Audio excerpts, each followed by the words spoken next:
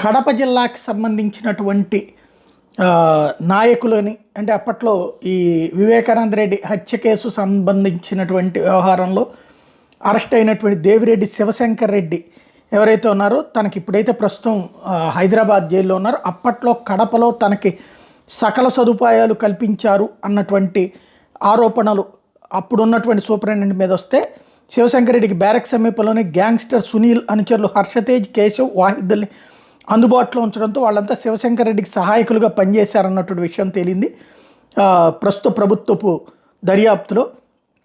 దీంతో ఏదైతే ఈ ఆరోపణలు ఎదుర్కొన్నటువంటి ప్రకాష్ని నెల్లూరు జైలుకి బదిలీ చేశారు. నెల్లూరు జైలు సూపరింటెండెంట్ రాజేశ్వరరావుని కడపకి బదిలీ చేశారు. శివశంకర్ రెడ్డి సిఫార్సు మేరకే ఆ ముగ్గురు ఖైదీల నిబంధనలకు విరుద్ధంగా ఎన్ఓపికి పంపించినట్టు తేలింది.